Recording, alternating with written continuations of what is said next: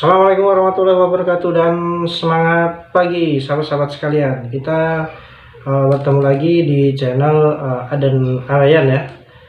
Jangan lupa subscribe, like, dan share-nya sahabat-sahabat sekalian. Baik, kita masih di sesi basic mechanic training ya. Nah, ini adalah yang bagian kedua atau chapter kedua ya sahabat-sahabat sekalian.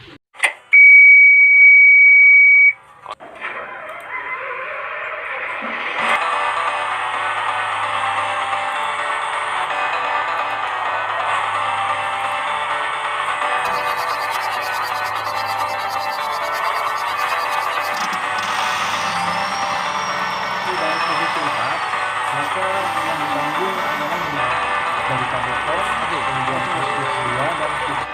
Kemudian kalau switch 5 yaitu pos switch 1, switch 2 dan switch 3. Nah, kali ini kita masih membahas komponen ya, nama-namanya dan fungsinya bagian daripada engine ya sahabat-sahabat sekalian.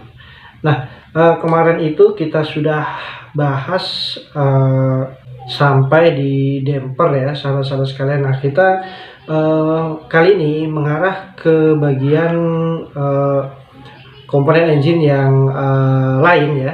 Nah, diantaranya itu ada di sekitaran cylinder head sahabat-sahabat sekalian ya. Langsung saja sahabat-sahabat sekalian untuk mempersingkat waktu ya. Jadi yang saya tampilkan di layar itu adalah ya sahabat-sahabat sekalian, itu adalah cylinder head assembly ya sahabat-sahabat sekalian. Jadi kalau teman-teman pernah membaca ya cylinder head SC, itu yang dimaksud adalah cylinder head assembly sahabat-sahabat sekalian. Nah, cylinder head assembly ini di dalamnya itu termasuk beberapa komponen lainnya, diantaranya itu ada spring, kemudian ada valve ya, kemudian ada rotator, push rod ya. Dia termasuk di situ sahabat-sahabat sekalian. Nah, seperti ini ya sahabat-sahabat sekalian. Juga di sana ada gasket cylinder head ya sahabat-sahabat sekalian. Nah, yang mana gasket cylinder head ini itu juga merupakan komponen kritikal yang wajib kita perlakukan dengan spesial pada saat proses overhaul ya sahabat-sahabat sekalian. Nah, baik, kemudian ada camshaft ya sahabat-sahabat sekalian ya. Nah, jadi di dalam camshaft ini ada beberapa bagian ya sahabat-sahabat sekalian yang perlu kita ketahui ya. Dan fungsi dari camshaft itu sendiri adalah sebagai pengatur valve mechanism ya sahabat-sahabat sekalian ya, berdasarkan timing yang sudah ditentukan sahabat-sahabat sekalian. Nanti kan ada valve intake dan valve exhaust ya sahabat-sahabat sekalian yang perlu diatur buka tutupnya, timingnya itu berdasarkan kaidah mesin 4 langkah ya sahabat-sahabat sekalian. Nanti akan kita bahas di lain kesempatan untuk penjelasan terkait dengan mesin 4 tak atau 4 langkah sahabat-sahabat sekalian. Nah, jadi fungsinya untuk mengatur ya sahabat-sahabat sekalian, bagian daripada camshaft itu yang saya tampilkan di layar ya sahabat-sahabat sekalian ya. Di antaranya itu ada yang nomor 1 itu adalah base circle sahabat-sahabat sekalian ya. Nah, base circle itu adalah bagian lawan daripada nomor 3 ya, nose. Kalau nose itu ibaratnya eksekusinya, kalau yang nomor 1 itu ibaratnya sebagai relnya ya sahabat-sahabat sekalian, sehingga dia nanti bisa menemukan titik yang nomor 3 itu untuk valve-nya ya sahabat-sahabat sekalian. Kemudian ada juga yang nomor 2 itu rem sahabat-sahabat sekalian. Rem itu adalah satu permukaan menuju ke nose yang mana itu bisa diatur sahabat-sahabat sekalian ya. Mau dibuat seperti apa pergerakan valve, apakah dia akan dibuat slow membuka atau fast membuka atau slow dan fast menutup. Nah, itu tergantung daripada si rem ini ya sahabat-sahabat sekalian. Apakah dia agak cembung, apakah dia agak tirus ya. Nah, itu bergantung nanti desain konstruksi daripada engineering si engine kita ini ya sahabat-sahabat sekalian. Nah, tentunya yang nomor 3 ini yang namanya nose ini itu adalah yang nanti akan mengeksekusi ya berujung nanti ke pergerakan valve sahabat-sahabat sekalian. Jadi yang nomor 3 ini adalah puncak daripada eksekusi untuk mengatur valve baik intake maupun exhaust. Nanti ada sendiri-sendiri ya sahabat-sahabat sekalian. Nah, kemudian ada beberapa komponen lain yang mendukung pergerakan atau pengaturan valve mechanism ya.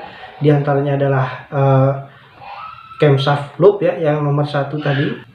Kemudian yang nomor 2 itu ada valve lifter ya. Kemudian yang nomor 3 adalah push rod. Nah, push rod ini adalah satu batang atau rod penghubung ya, mentransmit pergerakan ya, movement dari camshaft sahabat-sahabat sekalian menuju ke rocker arm. Nah, yang nomor 4 itu adalah rocker arm ya sahabat-sahabat sekalian. Nah, untuk lebih jelasnya ini adalah valve lifter ya sahabat-sahabat sekalian. Jadi valve lifter ini adalah komponen yang bersentuhan langsung dengan nose yang tadi, yang bagian dari camshaft dan juga permukaan base circle juga. Nah, ini fungsinya adalah pemulus daripada pergerakan camshaft ya, itu ke push rodnya sahabat-sahabat sekalian. Jadi valve lifter ini, nah itu di situ ada rollnya ya sahabat-sahabat sekalian, yang mana dia fungsinya adalah menghaluskan, mensemutkan pergerakan camshaft naik turun ya, dari gerakan putar ke gerakan vertikal sahabat-sahabat sekalian ya. Nah, kemudian dilanjutkan oleh push rod dan juga nanti akan sampai pergerakan itu ke rocker arm sahabat-sahabat sekalian. Nah, rocker arm inilah nanti yang langsung bersentuhan dengan valve ya sahabat-sahabat sekalian. Nah, untuk camshaft itu ada 2 tipe ya sahabat-sahabat sekalian, berdasarkan posisi di konstruksi engine sahabat-sahabat sekalian. Nah, ini ada yang jenisnya atau tipenya rancangan valve train push rod engine ya, yang mana dia ada di bagian cylinder block untuk camshaftnya sahabat-sahabat sekalian. Nah, untuk yang kedua adalah overhead cam engine ya, yang mana si camshaft ini dia ada di bagian cylinder head sahabat-sahabat sekalian. Rata-rata untuk di engine diesel itu menggunakan yang tipe konvensional seperti ini sahabat-sahabat sekalian. Jadi ada push rodnya, ada lifternya, kemudian disambung dengan rocker arm. Sedangkan yang overhead cam itu tanpa menggunakan rocker arm sama sekali ya sahabat-sahabat sekalian. Kemudian selanjutnya setelah dari rocker arm dia diteruskan ke valve bridge terlebih dahulu ya sahabat-sahabat sekalian, karena di engine diesel itu rata-rata dia satu silinder itu ada 4 valve ya, yang mana 2 intake dan 2 exhaust. Nah, 2 intake ini harus di transmit atau dipindahkan tenaganya dari rocker arm itu secara seimbang ya sahabat-sahabat sekalian ya. 1 dan 2 itu harus seimbang, makanya harus ada valve bridge namanya sahabat-sahabat sekalian, sebagai penerus tenaga dari rocker arm itu ke valve intake 1 dan valve intake 2 di masing-masing silinder sahabat-sahabat sekalian. Jadi dari valve bridge ini tenaga bisa disalurkan ya, atau pergerakan pengaturan valve itu bisa disalurkan ke valve ya sahabat-sahabat sekalian. Nah, seperti yang ada di gambar itu ya sahabat-sahabat sekalian. Jadi valve bridge itu dia duduk di dowel yang mana terletak di antara 2 valve, intake 1 dan intake 2, dan juga exhaust 1 dan exhaust 2 di masing-masing silinder ya sahabat-sahabat sekalian. Nah, di situ juga ada adjustmentnya atau penyetelannya. Harapannya penyetelan untuk valve bridge itu kita berdasarkan shop manual yang ada. Jadi jangan sembarangan melakukan penyetelan, karena itu bisa menyebabkan kerusakan fatal ya sahabat-sahabat sekalian ya. Jangan coba-coba ya sahabat-sahabat sekalian. Nah, kemudian selanjutnya ada komponen yang namanya valve atau klep ya sahabat-sahabat sekalian. Nah, jadi valve itu juga memiliki beberapa bagian yang perlu kita ketahui namanya sahabat-sahabat sekalian ya. Sedangkan valve ini fungsinya adalah untuk mengatur ya pemasukan udara masuk atau air intake, dan juga dia mengatur gas buang pada saat keluar setelah selesai pembakaran di combustion chamber atau ruang bakar ya sahabat-sahabat sekalian. Jadi ada dua valve ya, yaitu intake dan juga exhaust berdasarkan fungsinya sahabat-sahabat sekalian. Nah, ini adalah bagian dari valve ya sahabat-sahabat sekalian. Yang pertama adalah keeper groove, yang mana di sini ada semacam kayak paritan gitu ya, atau groove ya sahabat-sahabat sekalian ya, atau celah yang mana dia berfungsi untuk dudukan lock valve atau rootnya valve ini di rotator dan di valve bridge sahabat-sahabat sekalian. Kemudian valve stem itu adalah rootnya atau batangnya, batang utamanya.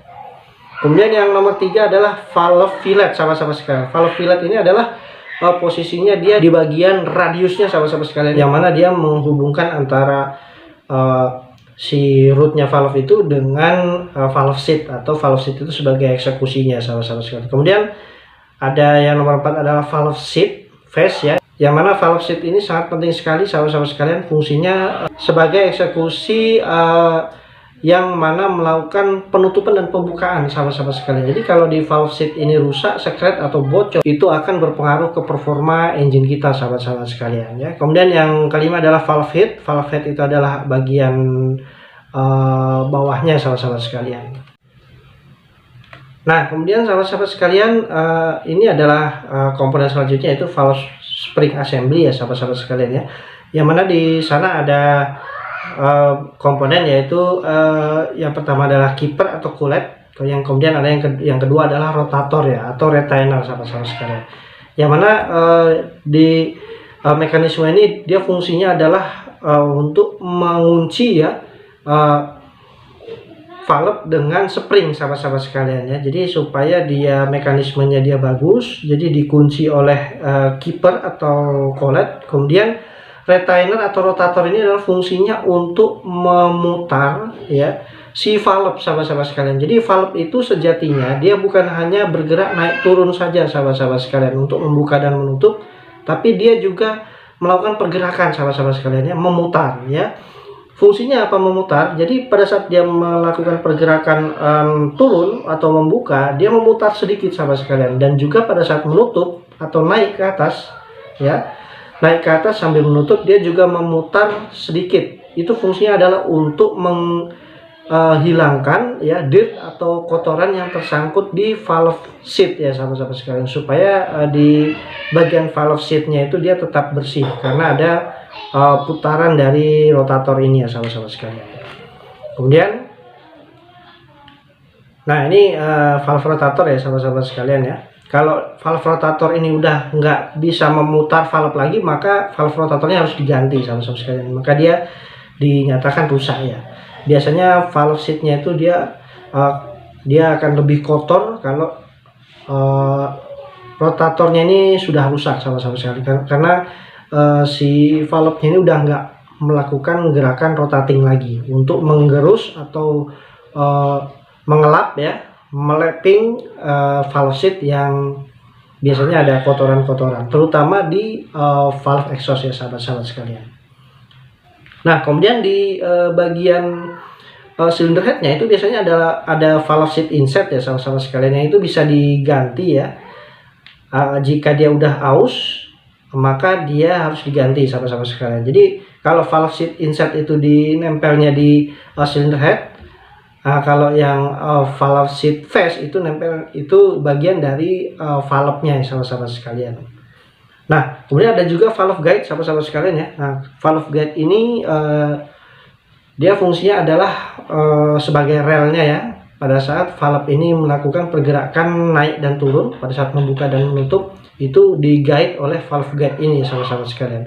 Nah, ketika valve guide ini udah mulai aus ya, udah mulai longgar ya, maka biasanya terjadi asap putih sahabat-sahabat sekalian, karena oli yang dari cylinder head itu bisa merembes ya masuk ke lubangnya ini, kemudian dia terbakar bersama gas buang ya sahabat-sahabat sekalian. Jadi biasanya jadi asapnya agak keputih-putihan gitu ya sahabat-sahabat sekalian. Dan kemudian di cylinder head juga ada fuel injection nozzle ya, atau juga bisa injektor sahabat-sahabat sekalian, tergantung dia ini tipe engine apa, fuel systemnya ya. Kalau yang engine yang terbaru umumnya adalah dia menggunakan injektor ya sahabat-sahabat sekalian ya. Jadi sudah semi elektronik ya sahabat-sahabat sekalian, menggunakan ECM atau ECU. Dan kemudian ini ada bagian selanjutnya adalah gear train assembly, yang mana gear train assembly ini dia yang fungsinya adalah mentransmit tenaga ke aksesoris engine, sahabat-sahabat sekalian ya. Itu dari crankshaft ya, putaran crankshaft itu ditransfer ke gear, kemudian dia ditransmit ke gear-gear lain, yang mana gear yang lain ini akan memanfaatkan putaran engine ini menjadi fungsi-fungsi yang mensupport pergerakan engine kita ini ya, sahabat-sahabat sekalian. Nah, demikianlah beberapa komponen dan beserta nama dan fungsinya yang bisa saya share untuk pertemuan kita kali ini ya, sahabat-sahabat sekalian. Untuk nextnya kita akan mencoba membahas beberapa sistem ya, diantaranya adalah cooling system, kemudian lubrication system, air intake system, fuel system, dan starting and charging system, sahabat-sahabat sekalian. Oke, dukung terus channel Diki Aden Arayan, jangan lupa subscribe, like, dan share-nya. Semoga bisa bermanfaat. Saya akhiri. Wassalamualaikum warahmatullahi wabarakatuh.